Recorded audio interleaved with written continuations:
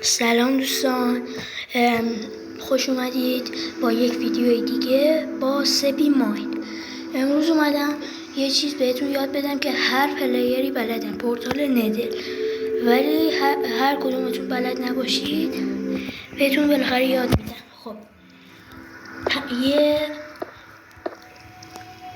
5 تا از این بلاکا میذاریم، 1 2 3 4 5. خب درسته، 5 تا میذاریم.